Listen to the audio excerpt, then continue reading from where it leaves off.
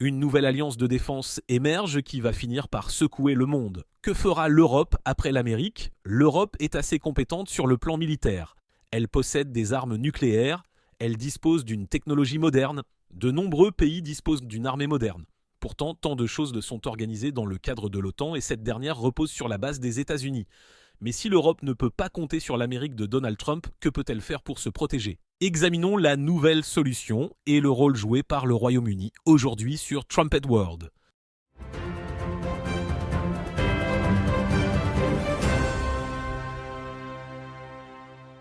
Bienvenue à Trumpet World, voici à quoi ressemble l'Alliance européenne post-Amérique. Le Royaume-Uni et la France fournissent les armes nucléaires, tandis que l'Allemagne reste le pays qui dépense le plus en matière d'armes conventionnelles. C'est ce qui ressort d'une série de réunions importantes organisées ces dernières semaines. Le président français Emmanuel Macron s'est rendu au Royaume-Uni où l'on a déroulé le tapis rouge dans le cadre d'une grande visite d'État. Friedrich Merz s'est récemment rendu au Royaume-Uni et s'est entretenu avec le Premier ministre britannique Sir Keir Starmer et ils ont signé une nouvelle alliance de défense. Il s'agit d'un changement géopolitique important et pour l'aborder en détail, j'aimerais accueillir aujourd'hui Josué Michels. Merci d'être avec nous, Josué. Très content d'être ici. Ce qui ressort le plus de ces dernières semaines, c'est l'émergence d'une alternative à l'OTAN. Chaque pays dans l'OTAN dispose d'une clause d'autodéfense. Si un pays de l'OTAN est attaqué, en théorie, tous les pays de l'OTAN devraient voler au secours. Or, nous constatons maintenant que le Royaume-Uni et l'Allemagne se réunissent pour conclure leur propre traité assorti d'une clause d'autodéfense. Totalement superflu si l'on se fie à l'OTAN. Mais l'on commence à voir des gens nouer des relations, des alliances en dehors de l'OTAN, afin de pouvoir entretenir des relations militaires indépendantes des États-Unis. Pouvez-vous résumer quelques-uns des principaux développements de cette nouvelle alliance militaire ?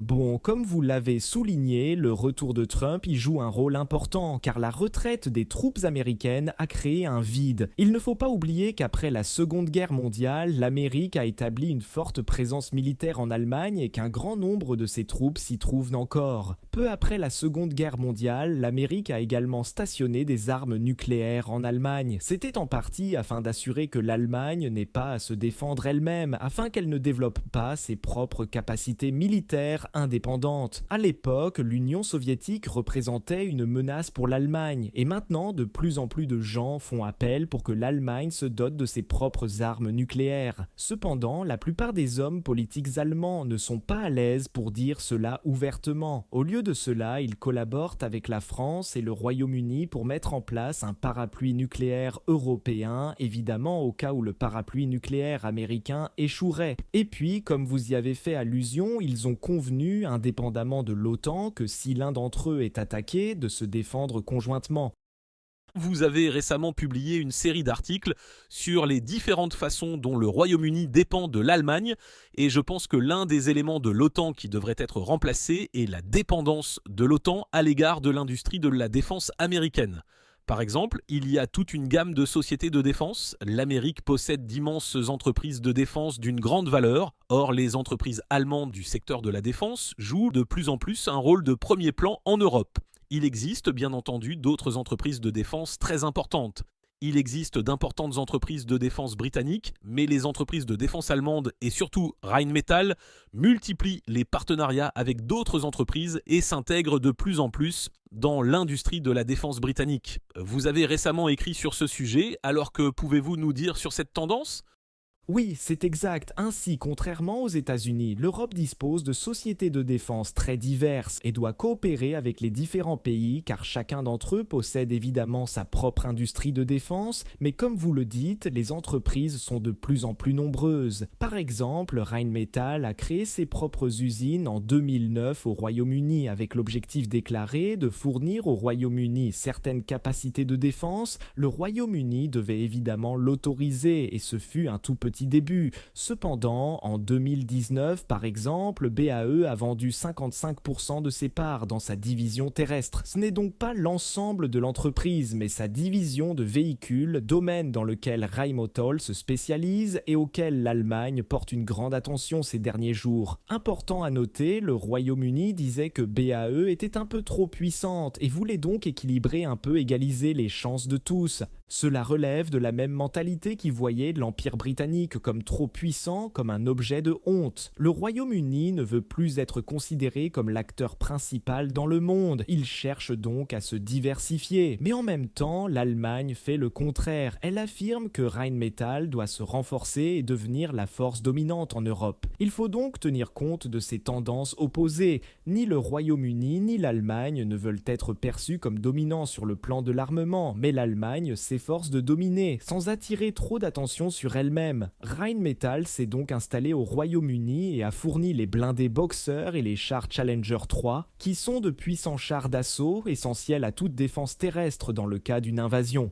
Il s'agit donc d'un équipement de défense essentiel, voilà en quelque sorte le contexte. Maintenant, après la réélection de Donald Trump et tout ce qui s'en est suivi, les gens croient qu'il faut se rapprocher davantage. Ajoutez à cela l'attaque de la Russie contre l'Ukraine et aussi la coopération de Moscou avec Pékin. Il y a donc de grandes puissances asiatiques qui s'unissent et l'Europe ne veut pas avoir l'air fragmenté. Depuis plus d'une décennie, Rheinmetall s'efforce de s'établir au Royaume-Uni. À présent, elle envisage d'étendre sa présence par le biais de traités gouvernementaux. Par exemple, Rheinmetall va construire une nouvelle usine et pour la première fois en 10 ans, elle construira des canons pour chars d'assaut ou quelque chose de ce genre, si je me souviens bien. Mais là encore, il s'agit d'une production critique qui n'appartient plus au Royaume-Uni. Ce dernier y a renoncé parce qu'il jugeait qu'il n'en avait plus besoin et ne voulait plus être un grand empire. L'on a donc laissé cette production à Rheinmetall qui s'est installé dans le pays et a construit ses usines pour contribuer à l'industrie britannique de la défense. Cela se voit également à l'échelle plus grande. Nous avons publié un article traitant des bases militaires que l'Allemagne construit une base destinée à jouer le rôle de dissuasion en Europe. Bon, mais poursuivons la discussion sur Rheinmetall et l'industrie de la défense avant d'aborder d'autres accords, car je pense qu'il est important de noter qu'il y a de bonnes raisons militaires pour que les nations européennes se réunissent et s'accordent sur ce point. L'Union européenne compte environ 1 500 000 militaires en service actif. Je pense que ce chiffre date de quelques années et qu'il inclut le Royaume-Uni, mais que c'est une bonne estimation. Les États-Unis comptent entre 1,3 et 1,4 million de militaires en service actif, soit à peu près la même taille. Ces chiffres ne sont pas directement comparables car ils proviennent de sources légèrement différentes et sont calculés différemment, mais ils indiquent à peu près des effectifs équivalents. Une différence énorme qui joue en faveur de l'Amérique est que ces 1,5 million de militaires utilisent les mêmes chars et les mêmes armes. Évidemment, les chars et les armes sont adaptés pour les divers rôles de combat, mais tout l'équipement est plus ou moins partagé entre les branches des forces armées. En Europe, on compte une douzaine, voire plus, de chars d'assaut différents. Tout le monde utilise les armes de sa nation. Et cela signifie que c'est beaucoup moins efficace, car si vous consacrez beaucoup d'efforts à la recherche et au développement pour fabriquer le char d'assaut le plus moderne, puis vous utilisez un seul modèle pour une armée d'1 500 000 personnes, le coût, avec la recherche et le développement, sera beaucoup plus faible. En revanche, l'Europe ne peut pas se permettre d'investir autant d'argent dans la recherche et le développement, car ces fonds ne seront utilisés que par l'armée italienne, l'armée allemande, l'armée française ou l'armée britannique. Ce que beaucoup de ces pays disent, c'est qu'il faut s'unir et disposer d'un char d'assaut européen plutôt que d'un char d'assaut allemand ou britannique. Et ils ont eu plus de succès dans certains domaines que dans d'autres, car évidemment les nations veulent conserver leur propre champion de l'industrie. Mais c'est une question essentielle que l'Allemagne est en train de résoudre, entre guillemets. Il y a donc effectivement des avantages pour la France ou même le Royaume-Uni à s'unir dans le cadre de ces projets. Et en réalité, le choix s'impose entre l'Amérique et l'Allemagne, et de plus en plus, c'est l'Allemagne que l'Europe choisit. Tout à fait. Et un autre aspect de la question de cette coopération concerne les systèmes de défense antimissiles, et c'est très intéressant par rapport à l'histoire. Lors de la Seconde Guerre mondiale, l'Allemagne a construit des missiles pour frapper Londres, ce qu'ils ont réussi à faire. Il s'agissait de quelques-uns des premiers missiles qui ont volé. On les appelait les armes V, pour vengeance parce que la Grande-Bretagne avait bombardé certaines villes allemandes. Rappelons également que l'Allemagne avait manifestement tenté d'envahir et de conquérir la Grande-Bretagne. Voici donc une partie du contexte. Ces deux pays travaillent ensemble sur un accord de défense qui implique une technologie qui a été utilisée pour la première fois dans le cadre d'une attaque contre la Grande-Bretagne. Ils travaillent également ensemble à la construction d'une nouvelle usine de sous-marins. Les sous-marins dont il est question ne comportent aucun équipage humain. Il s'agit de sous-marins sans pilote qui ont pour mission de surveiller l'ensemble des eaux et de détecter les différents types de navires, qu'ils soient sous-marins, pétroliers, cargo, et ils les surveillant de près afin de déterminer par exemple qui menace les câbles sous-marins ou les navires cargo. C'est une start-up allemande, Helsing, qui construit actuellement une usine en Grande-Bretagne dans le cadre du nouvel accord. L'usine incorpore également l'intelligence artificielle dans les sous-marins afin de créer un système de surveillance sous-marine permettant de repérer toutes les menaces en mer. Donc, ces sous-marins allemands patrouilleront dans les eaux anglaises et dans leur environ, détectant amis et ennemis. Et je le répète, si vous étudiez l'histoire de la Seconde Guerre mondiale, vous verrez qu'il s'agit là de l'un des aspects les plus cruciaux, à savoir déterminer l'emplacement de l'ennemi afin de pouvoir le frapper et prévenir les attaques. Si le Royaume-Uni finit par dire qu'il compte sur les sous-marins allemands pour détecter les menaces et suivre les navires amis, il se retrouvera finalement dans une situation très dangereuse, permettant au Royaume-Uni d'être facilement trahi par son ennemi de la Seconde Guerre mondiale. Et je voudrais revenir sur ce point un peu plus tard, à savoir, le Royaume-Uni devrait-il faire confiance à son ennemi de la Seconde Guerre mondiale ? Eh bien, ça fait plus de 80 ans depuis que les hostilités ont pris fin. Pourquoi en faire toute une histoire ? J'aimerais aborder cette question plus tard, mais continuons pour l'instant avec une vue globale de cette relation de défense émergente. L'Allemagne fournit une grande partie des entreprises et des technologies de défense. L'Allemagne est aujourd'hui et de loin le pays d'Europe qui dépense le plus dans le domaine militaire. Elle a dépassé la France et cet écart ne cesse de se creuser si l'on tient compte des projections budgétaires pour les années à venir. L'Allemagne a une dette faible qui lui permet d'emprunter et de dépenser beaucoup pour son armée, ce qui n'est pas le cas de la France. Comme vous y avez fait allusion, la première base militaire allemande permanente à l'étranger se trouve en Lituanie.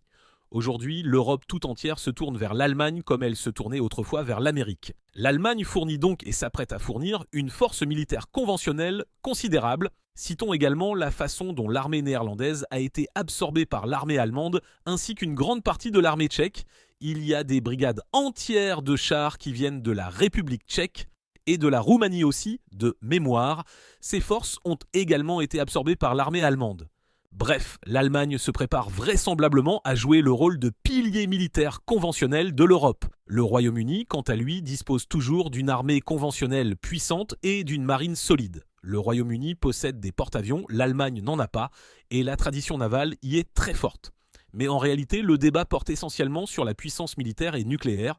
On constate que le Royaume-Uni et la France travaillent ensemble pour coordonner leur puissance militaire et l'Allemagne a manifesté son intérêt pour ce partage, bien que les dirigeants ne l'aient pas pleinement exprimé jusqu'ici. Et je pense que c'est la direction que prennent tous ces dirigeants. Quelles sont les dernières nouvelles en matière de coopération nucléaire ?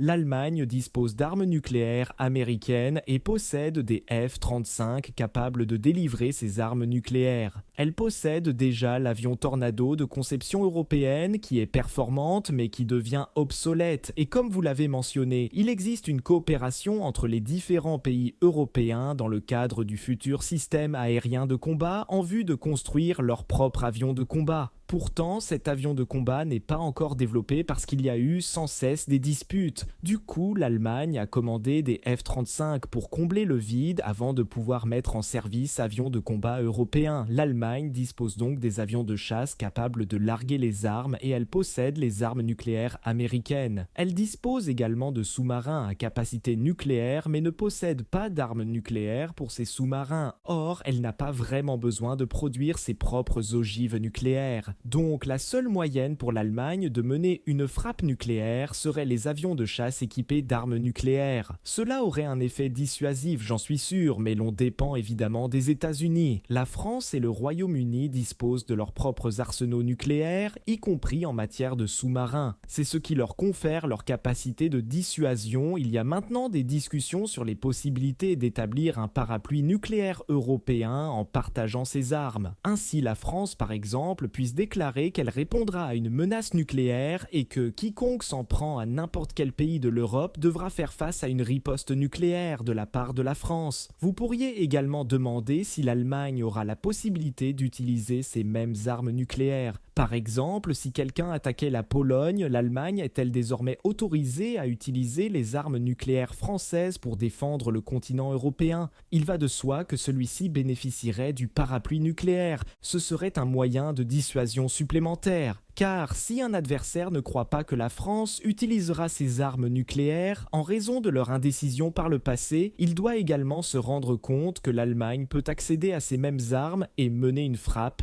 Alors le fait que de multiples pays soient impliqués pourrait avoir un effet dissuasif. La France pourrait également bénéficier d'avoir l'Allemagne de son côté en raison de sa réputation. Et puis le Royaume-Uni, que se passerait-il si quelqu'un s'emparait par exemple de l'Irlande du Nord ou envahissait l'Écosse, ou bien si quelqu'un menaçait de tirer des missiles sur Londres, le parapluie nucléaire du Royaume-Uni est-il suffisamment dissuasif ou avons-nous besoin d'une dissuasion plus importante ? Le Royaume-Uni a voulu en parler, mais cette discussion dure depuis des décennies. Le deuxième ministre allemand de la Défense, Franz Josef Strauß, a écrit un livre, Le Grand Dessein, dans lequel il parle d'un parapluie nucléaire pour le Royaume-Uni et la France. Il a ajouté que l'Allemagne devait jouer un rôle dans ce domaine, car les armes nucléaires américaines ne suffiront pas. Mais ce n'est que maintenant, alors que les Américains se retirent, que la France et la Grande-Bretagne admettent que l'Allemagne a raison et que l'on devrait partager ses armes nucléaires. C'est donc différent de tout ce que nous avons vu au cours des dernières décennies. Le Royaume-Uni et la France disent à l'Allemagne « Nous vous faisons confiance maintenant pour savoir où se trouvent nos armes nucléaires, de quoi nous sommes capables et peut-être même de les utiliser. » Et bien sûr, cela permet en partie de libérer l'Allemagne du contrôle des États-Unis. En théorie, ce sont des armes nucléaires américaines, car l'Amérique détient la clé et devrait donner son feu vert avant de les monter sur des avions allemands. Cependant, cela fait des décennies que ces armes sont abritées sur des bases aériennes allemandes. L'Allemagne exerce donc un contrôle important sur ses armes nucléaires, mais en théorie, Donald Trump pourrait dire demain « Nous voulons récupérer nos armes nucléaires ». L'Allemagne serait alors confrontée à un problème d'envergure. Soit elle devrait renoncer entièrement à son parapluie nucléaire, soit elle risquerait une confrontation de grande échelle avec les États-Unis au sujet d'armes nucléaires qu'elle ne désire vraiment pas. Le fait que l'Amérique puisse retirer son parapluie nucléaire à tout moment lui confère beaucoup de poids. Mais s'il existe un autre parapluie nucléaire, cet effet de levier est considérablement réduit. Je pense que la revue internationale politique du Conseil allemand des relations extérieures a levé un point très intéressant en soulignant que le parapluie nucléaire britannique et français ne fait pas tout ce que fait le parapluie nucléaire américain. Le parapluie nucléaire américain est important. C'est un aspect de la question. Il pourrait simplement riposter à un agresseur avec une puissance de feu nucléaire bien supérieure à celle du Royaume-Uni et de la France réunis. Or, une frappe anglo-française permet de se rapprocher du niveau des États-Unis en termes du nombre d'ogives disponibles. Mais la revue souligne également que les armes nucléaires américaines remplissent des fonctions différentes de celles du Royaume-Uni ou de la France. Par exemple, les bombes nucléaires très petites. La Russie possède des armes nucléaires tactiques. La grande crainte est qu'une arme nucléaire tactique soit plus facilement utilisée. Cela pourrait s'avérer très avantageux sur le champ de bataille si, par exemple, la Russie les utilise non pas pour détruire une ville, mais pour décimer une large partie de l'armée ukrainienne si elle est rassemblée dans une zone donnée. Et si l'Europe ne possède pas ses propres armes nucléaires tactiques, elle sera confrontée à un dilemme. En ripostant uniquement par une attaque conventionnelle à titre de dissuasion, elle paraîtrait faible par rapport aux armes nucléaires de la Russie. Cela risquerait également d'enhardir la Russie et de l'inciter à utiliser des armes nucléaires de plus en plus puissantes. Dans l'autre cas, si l'Europe fait usage de son unique outil restant, une bombe nucléaire massive, eh bien maintenant l'Europe est responsable de l'escalade et rapproche le monde à la guerre. L'Europe estime donc qu'elle doit se doter d'armes nucléaires tactiques pour pouvoir réagir au cas où un autre pays comme la Russie utiliserait une arme nucléaire de faible puissance. Et le seul endroit où il y en a vraiment, c'est aux États-Unis. La France possède quelques armes nucléaires tactiques alors que le Royaume-Uni n'en a pas. Ces armes nucléaires tactiques devraient servir comme une sorte de coup de semonce. Or, elles sont plus de 300 fois plus puissantes que les bombes américaines, à rendement variable réglé sur leur niveau minimal. Ce qui m'a paru vraiment intéressant dans cet article paru dans International Politics, c'est l'idée que l'Europe doit boucher les trous de son parapluie et l'agrandir. Si elle le fait très ouvertement et publiquement, il y a de fortes chances que l'Amérique retire alors son parapluie nucléaire. Si l'Europe veut être indépendante, l'Amérique remettra en question toute son aide apportée au continent. Alors, il faut le faire discrètement. Voilà où nous en sommes.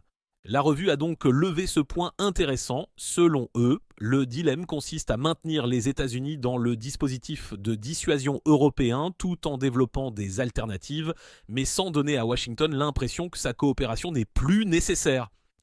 Ils doivent donc se doter discrètement de cette capacité et une fois cela en place et uniquement à ce moment-là, proclamer la fin de la dépendance à l'égard de l'Amérique. Alors, j'ai trouvé ce contexte fascinant en vue de la coopération entre la France et le Royaume-Uni et cela laisse penser que si l'Allemagne se lançait dans le développement de sa propre bombe nucléaire, elle opterait peut-être pour une version de moindre envergure, c'est-à-dire des armes nucléaires de très petite taille, afin de combler ce vide. J'imagine que le fait de développer de petites bombes nucléaires pourrait aller de pair avec un programme nucléaire civil. Généralement, le public ne distingue pas entre les grandes bombes et les petites. Du coup, je pense que c'est une perspective très intéressante. En effet, et j'aimerais souligner encore que l'Allemagne dispose d'armes nucléaires qui ont tout sauf le nom. Une partie de la discussion porte sur le fait que l'Allemagne va commencer à contribuer au financement de la France et peut-être du Royaume-Uni. Elle les aidera à développer leurs armes nucléaires. L'Allemagne a manifestement plus d'argent que la France. Elle possède la plus grande économie d'Europe et affiche les dépenses de défense les plus élevées. Mais la France dispose de l'arsenal nucléaire. Ainsi, si l'Allemagne fournit les ressources et peut-être quelques ingénieurs et scientifiques, le parapluie nucléaire avancé de la France pourra être élargi à l'ensemble de l'Europe. Le point que vous avez levé sur la technologie est également intéressant car dans la conscience populaire, nous en sommes à un point où nous pensons encore aux armes nucléaires de la même manière que dans les années 50 et 60. L'on croit qu'ils font partie des objets les plus avancés technologiquement et les plus difficiles à fabriquer de la planète, alors qu'il s'agit en réalité d'appareils âgés de 60, 70 ou 80 ans. Ils ne sont pas aussi difficiles à faire que l'on a tendance à croire. Aux années 1950 et 1960, seuls les pays les plus développés, avec les scientifiques les plus brillants, étaient capables de fabriquer la bombe. Aujourd'hui, nous vivons dans un monde où de nombreux pays disposent d'une infrastructure nucléaire civile très avancée. L'Allemagne était parmi ce nombre jusqu'à il y a quelques années. La France est l'un des leaders mondiaux en matière d'infrastructure nucléaire. En effet, cette technologie n'est plus à la pointe du progrès et la mise au point de bombes nucléaires n'est plus un défi comme auparavant. C'est quelque chose qui, de nos jours, peut être réalisé beaucoup plus facilement et potentiellement beaucoup plus discrètement. Je pense qu'un pays souhaiterait quand même effectuer des tests. Je ne me sentirais certainement pas à l'aise à l'idée de confier la survie de ma nation à une arme que je n'aurais pas testée. Mais l'obtention d'armes nucléaires est bien plus facile, je pense que c'est encore un grand tabou. Mais aujourd'hui, l'Iran veut la bombe et l'Arabie Saoudite en parle elle aussi. Je pense que lorsque d'autres pays tels que l'Arabie Saoudite auront enfin la bombe, ce tabou sera considérablement réduit. Et je pense qu'on pourrait voir beaucoup de pays se précipiter vers l'armement nucléaire à une vitesse vertigineuse. Beaucoup de ces pays ont déjà le savoir-faire et possèdent déjà les matériaux. Il ne leur faudra pas grand-chose. En vrai, si je devais planifier la survie future de mon pays, même si je n'étais pas un État doté de l'arme nucléaire, j'aurais tout le matériel stocké quelque part afin de pouvoir en construire et en tester une en un après-midi si nécessaire. Et c'est un peu comme le Japon, c'est presque un secret de polichinelle qu'il pourrait développer une arme nucléaire dans les 6 mois, et il en va de même pour de nombreux autres pays. C'est vrai. Après la Seconde Guerre mondiale, l'Allemagne s'est engagée à ne pas construire d'armes nucléaires sur son territoire et le deuxième ministre de la Défense a déclaré « Oui, nous sommes d'accord pour ne pas construire d'armes nucléaires sur notre territoire », ce qui a soulevé la question suivante. Est-ce que l'Allemagne construira des armes nucléaires sur le territoire de quelqu'un d'autre ? Il s'est avéré par la suite que l'Allemagne travaillait avec l'Argentine de mémoire et le Brésil pour aider leurs programmes nucléaires respectifs. objectif. L'Allemagne s'est-elle vraiment engagée à ne pas posséder d'armes nucléaires? Nous ne savons pas comment tout cela s'est passé en fin de compte, mais le simple fait d'avoir déjà effectué ces recherches le constitue une étape importante en vue de se doter d'armes nucléaires. Tout récemment, des scientifiques américains ont déclaré que les installations allemandes d'enrichissement de l'uranium sont parmi les plus avancées au monde. C'est en effet le cas. Le pays s'en est servi pour produire de l'électricité et pourrait les remettre en marche. Berlin dispose donc de toutes ses capacités et de la technologie militaire nécessaire à livrer ses armes nucléaires. Le pays est donc tout à fait prêt à une telle éventualité. Cela nous ramène à ce que vous avez dit plus tôt. Le Royaume-Uni fait confiance à l'Allemagne et s'apprête à lui confier les armes les plus destructrices de l'histoire. Nous assistons à une véritable évolution vers une dissuasion nucléaire européenne. Le Royaume-Uni a donc signé un traité avec la France, en vertu duquel les deux pays vont collaborer en matière de dissuasion nucléaire. Je pense qu'il s'agit là d'un niveau de confiance considérable. Cela signifie qu'il est possible de partager avec la France l'emplacement et le calendrier des sous-marins nucléaires. Le Royaume-Uni a déjà du mal à maintenir ses sous-marins nucléaires en état de marche, de sorte qu'il y a parfois des manquements à la règle selon laquelle au moins un sous-marin doit être en mer à tout moment. La théorie veut qu'il y ait toujours un sous-marin nucléaire en mer, car si vous anéantissez le Royaume-Uni, vous ne savez pas où se trouve le sous-marin et il sera en mesure de riposter. Ainsi, les autres pays sont dissuadés d'anéantir le Royaume-Uni. Mais ce n'est que la théorie. Dans la pratique, la Marine royale a du mal à garantir qu'au moins un sous-marin soit en mer en permanence. Bon, le pays doit procéder à des travaux d'entretien. Grâce à l'accord avec la France, l'on envisage que le Royaume-Uni pourrait se fier à la France pour que ses sous-marins prennent temporairement la relève. Et peut-être inversement aussi. Mais il faut déjà beaucoup de confiance pour confier la survie de sa nation entre les mains d'une autre. Ce qui plus est, de confier cela à l'Allemagne. Eh bien, c'est quelque chose dont M. Armstrong a parlé, et c'est un sujet dont nous parlons à la trompette depuis très longtemps. Je voulais aborder ce point directement car vous avez évoqué que le Royaume-Uni et l'Allemagne étaient ennemis durant la Seconde Guerre mondiale, et je pense que beaucoup de gens considèrent qu'après 80 ans, il n'y a guère de raison pour s'inquiéter. Cela fait environ 3 générations. Nous en sommes au point où, pour la plupart des gens, ni eux, ni leurs parents, ni leurs grands-parents ne se sont battus pendant la Seconde Guerre mondiale. C'est à leurs arrière-grands-parents qu'il faut remonter. Et les alliances changent. Tout au long du début des années 1800, de 1810 à 1814, le Royaume-Uni était en guerre contre la France. Puis, dans les années 1840 et 1850, ils se sont alliés à la France contre la Russie lors de la guerre de Crimée. C'est ce qui se passe. On a un ennemi, mais quelques générations plus tard, on se retrouve en tant qu'alliés car l'équilibre des forces se modifie alors que les nouveaux ennemis émergent. C'est ce qui s'est passé dans le cas de l'Allemagne. Le Royaume-Uni était contre l'Allemagne pendant la Seconde Guerre mondiale, puis la Russie est devenue le grand ennemi. Ainsi, le Royaume-Uni s'est allié à l'Allemagne en raison de ses préoccupations avec la Russie. Maintenant, la même chose se passe car le Royaume-Uni ne peut plus compter sur les États-Unis. Alors, pourquoi le Royaume-Uni devrait-elle s'inquiéter de sa dépendance à l'égard de l'Allemagne ?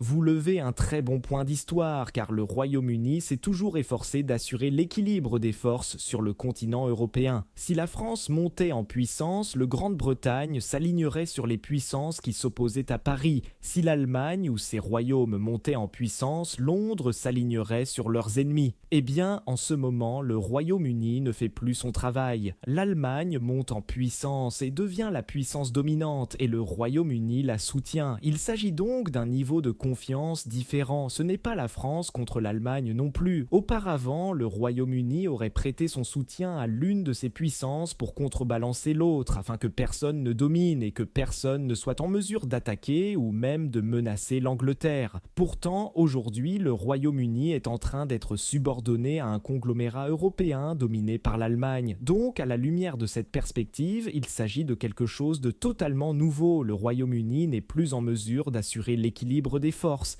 Et il est vrai qu'il n'y a pas un grand risque que la France entre en guerre contre l'Allemagne, car elles sont étroitement alliées. Ce qui nous amène à la question suivante: maintenant que le Royaume-Uni ne fait plus partie de l'Union européenne, risque-t-il d'être conquis par cette dernière? Car il s'agit d'une puissance dominée par l'Allemagne. La plupart des gens diraient que l'Allemagne a changé, et comme vous l'avez dit, il s'agit d'un allié. Or, vous devez voir que l'Allemagne n'a pas la même mentalité que le Royaume-Uni. Par le passé, le Royaume-Uni ne cherchait pas à conquérir le continent européen, elle voulait simplement assurer l'équilibre des forces. Mais pendant les Première et Seconde Guerres mondiales, l'Allemagne nourrissait l'ambition de conquérir le Royaume-Uni. J'ai déjà mentionné les armes de vengeance. En langue allemande, le mot vengeance est un mot très fort. Ainsi, l'on peut voir que les Allemands ont une rancune envers le Royaume-Uni. Ils se souviennent encore des bombardements. Cette période reste encore gravée dans les mémoires. Évidemment, les villes sont reconstruites, mais les enfants parlent à leurs grands-parents et ainsi la haine se transmet de génération en génération. Dans la presse allemande, l'on peut bel et bien constater qu'il existe une certaine haine, surtout si l'on consulte les journaux de l'extrême droite ou gauche. Et vous pouvez le constater en grandissant, car souvenez-vous, le pays a été bombardé et a perdu non pas une, mais 2 guerres mondiales. Et effectivement, la génération actuelle n'a pas participé à cette guerre, mais Rheinmetall en a fait partie. Et les PDG savent de quoi l'histoire est faite, certains la dissimulent, mais elle est toujours très présente en Allemagne. Et bien sûr, nous ne nous basons pas uniquement sur l'histoire et sur l'actualité, nous sommes guidés par la parole certaine de la prophétie biblique. De nombreuses prophéties annoncent que l'Assyrie, l'Allemagne moderne, attaquera le Royaume-Uni. Et les prophéties précisent que le Royaume-Uni considérera l'Allemagne comme son allié, comme un peuple qui l'aime, selon Ézéchiel et Jérémie. Nous avons même une séquence vidéo de Monsieur Gérald Fleury, notre rédacteur en chef, dans laquelle il aborde cette histoire. Les dirigeants britanniques avaient l'habitude de s'opposer à la domination allemande. Puis ils ont renoncé à cette position et le pays s'est allié à l'Allemagne. Nous avions donc émis un avertissement à ce sujet. Visionnons maintenant la vidéo. Quoi qu'il en soit, ils ont réussi à chasser Margaret Thatcher. Elle était la seule qui comprenait que l'Europe était dirigée par l'Allemagne, à l'opposé de ce qui était prévu. Elle leur parlait et ne cessait de leur rappeler, et elle disait « Ça ne marchera jamais ». Dans Jérémie 4, verset 30, Dieu parle des amants qui nous infligeront de grandes souffrances si nous ne voyons pas le point de vue de Dieu et si nous ne changeons pas. C'est ce que dit votre Bible. Ézéchiel 23 contient une histoire puissante à ce sujet. Voici ce que dit Jérémie 4, verset 30, et je vais juste lire la dernière partie. « Tes amants te méprisent, ils en veulent à ta vie. En d'autres termes, ce ne sont pas nos amis. Ce n'est pas le genre de personne à qui l'on veut confier des bombes nucléaires. Est-ce vraiment quelque chose que n'importe quelle autre nation ferait? Pas dans la plupart des cas, assurément. Ézéchiel 23 parle des mêmes choses, mais remarquez le résultat final. On fera retomber votre crime sur vous et vous porterez les péchés de vos idoles et vous saurez que je suis le Seigneur, l'Éternel. Dieu va attirer notre attention. Et nous allons apprendre à le connaître. Mais nous aurons à souffrir à moins que nous ne nous repentions et ne nous tournions vers Dieu. Il y a donc des prophéties très précises qui affirment que le peuple auquel l'on fait tellement confiance, le peuple qui devrait être notre allié, bien qu'il ait été notre ennemi par le passé, sera le peuple qui trahiront tout le monde. En fait, ils vous méprisent, ils vous détestent. Vous pensez qu'ils vous aiment, mais en fait, ils vous détestent. Vous ne comprenez pas ce qu'ils ressentent. Vous ne comprenez pas le sentiment de vengeance qui couve chez tant d'Allemands. Vous ne comprenez pas ce qu'ils font lorsqu'ils construisent une armée. Ce n'est pas à des fins de défense, c'est de cela que la Bible nous met en garde. Une prophétie dans le livre d'Osée dit que le Royaume-Uni en viendra au point où il sera si faible parce que l'Amérique ne sera plus un acteur géopolitique. Ainsi, il fera confiance à l'Allemagne au lieu de se fier à Dieu. Et c'est un élément important de cette prophétie. Vous devez comprendre les anglo-saxons selon la prophétie, un livre rédigé par M. Armstrong et qui identifie le Royaume-Uni comme faisant partie de l'ancien peuple d'Israël, la tribu d'Éphraïm pour être précis. Ce peuple a une longue histoire. À un moment donné, Dieu lui enseignait. Pourtant, les Britanniques ont choisi de ne pas lui faire confiance. C'est pourquoi il ils ont été emmenés en captivité assyrienne. Et ces prophéties sont sur le point de se répéter si le Royaume-Uni ne tient pas compte de cet avertissement. Dieu envoie toujours un avertissement avant que quelque chose n'arrive. On trouve cet avertissement dans les pages de la Bible et c'est également dans nos publications car le rédacteur en chef, M. Fleury, s'appuie sur ces prophéties et avertit le Royaume-Uni aujourd'hui qu'une trahison est à venir, à moins qu'il ne se réveille. Je pense que vous avez levé de très bons points. C'est que non seulement l'Allemagne, mais toute l'approche britannique vis-à-vis de l'Europe a changé. Il s'agissait auparavant de maintenir l'Europe divisée afin qu'aucune puissance ne domine l'Europe, car si une puissance le faisait, elle pourrait menacer le Royaume-Uni. C'est un changement crucial que nous voyons se produire ici. Et il ne s'agit pas seulement d'un monde en pleine transformation avec d'autres ennemis plus importants. Il s'agit d'un manque d'ambition et bien plus que cela d'une volonté brisée. Le Royaume-Uni est tout à fait content de se subordonner à l'Europe et je pense que vous avez vraiment bien exprimé tout cela. J'aimerais ajouter aussi qu'à mon avis, nous vivons dans une sorte d'irréalité en ce moment. Une chose que je trouve fascinante en étudiant l'histoire, c'est le nombre de fois où les gens ont pensé qu'ils avaient résolu le fléau de la guerre et qu'ils avaient en quelque sorte apporté une paix permanente. Et peut-être pas une paix absolue, mais ils pensaient peut-être que les guerres futures seraient des affaires mineures qui ne les affecteraient pas trop. Ça refait surface encore et encore. Dans l'histoire plus récente, au XVIIIe siècle, au XVIIe siècle, beaucoup de gens pensaient qu'en raison de disposer d'armées modernes, que la guerre était devenue une sorte de science.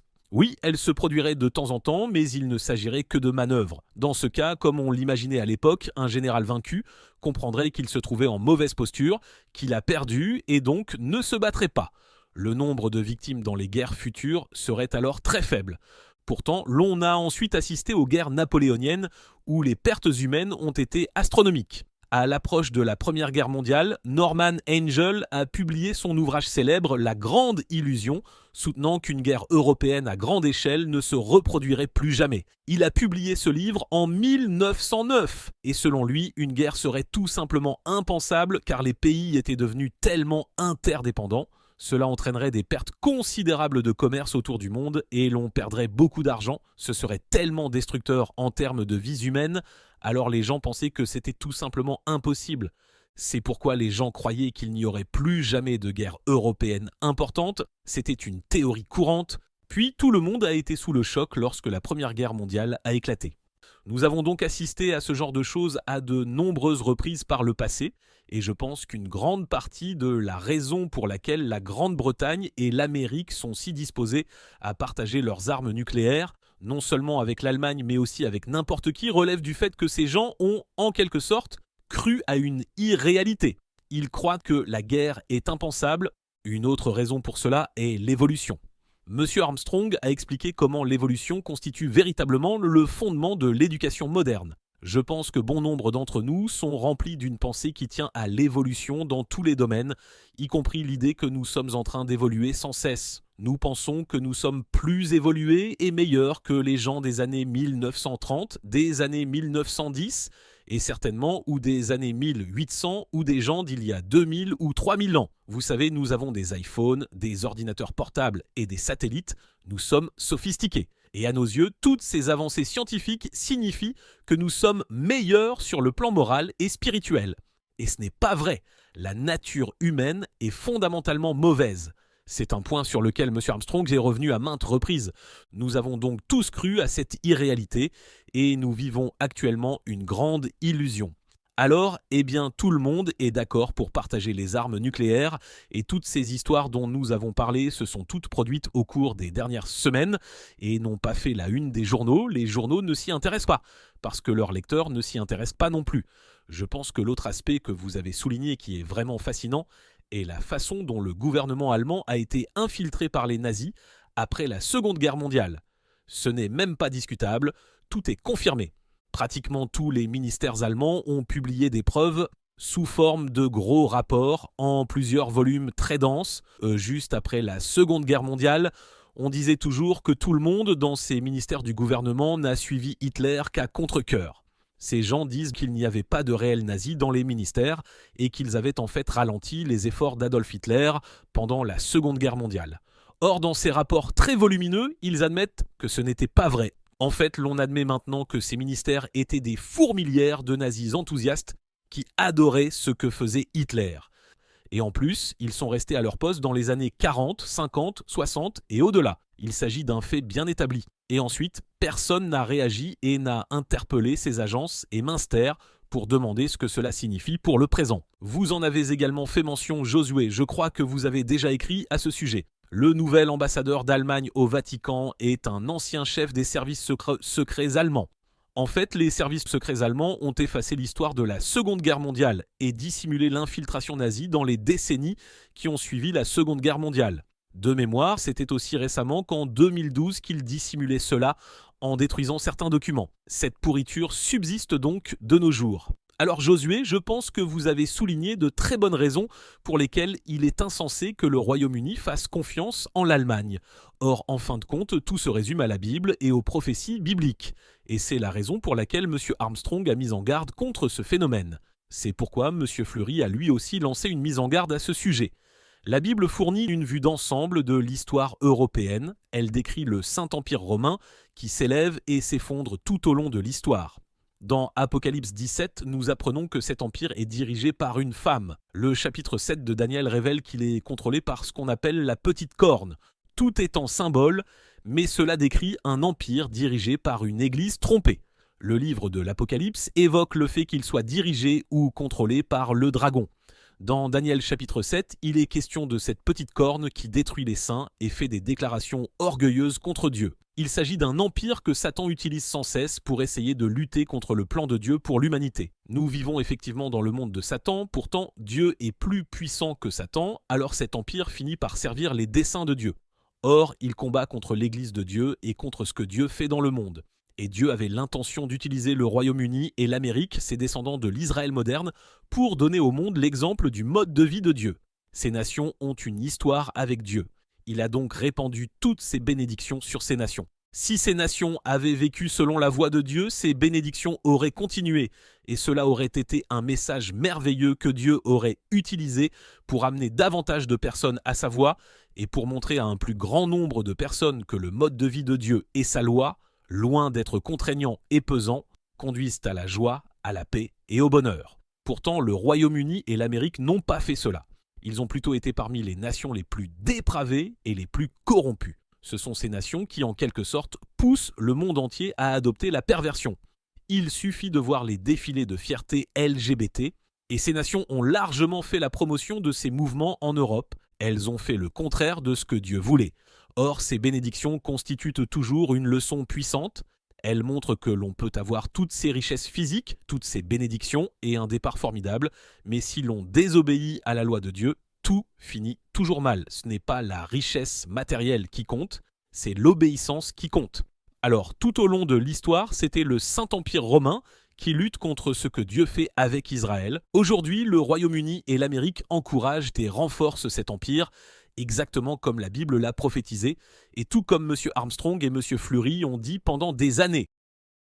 Comme vous l'avez dit, les gens croient à l'évolution. Ils croient que la race humaine ne cesse de s'améliorer, mais ce n'est évidemment pas vrai. Nous le voyons partout. La guerre de la Russie contre l'Ukraine et aussi l'Holocauste que le Hamas a perpétré contre le peuple juif. Ils ont décapité des enfants et de petits bébés. Ils sont pénétrés en Israël et l'ont fait de leurs propres mains. Mais de nos jours, comme vous l'avez également mentionné, nous disposons de nouvelles technologies qui rendent le meurtre beaucoup plus facile et les gens sont bien plus détachés de cela. Les gens disent qu'ils ne tueraient jamais personne. Or, de nombreuses personnes pratiquent le meurtre par le biais de leurs jeux vidéo presque en permanence. J'ai grandi en Allemagne et je sais que c'est vrai, beaucoup de personnes le font. Qu'ils soient dehors ou dans leur salon, ils jouent aux jeux vidéo pendant des heures, tirant sur des gens, ils voient le sang. Alors, quelle différence cela fait-il aujourd'hui de piloter un drone pour faire la même chose ? Tout récemment, un soldat russe a utilisé un drone pour cibler un enfant en bas âge et l'a tué. Si vous avez un enfant, vous savez ce que ressentent les parents lorsque cela se produit. Mais ces soldats sont détachés de cette réalité. Leur esprit a été modifié pour ne pas s'en préoccuper. C'est comme ce que l'apôtre Paul a écrit à Timothée. Il a dit que les méchants deviendront de plus en plus méchants. La situation ne s'améliore pas. La situation ne s'améliorera que lorsque Dieu interviendra dans les affaires du du monde pour transformer le cœur de l'homme et instaurer enfin la paix. Mais d'ici là, la situation ne s'améliorera pas et avec le temps, l'humanité apprendra cette leçon à ses dépens.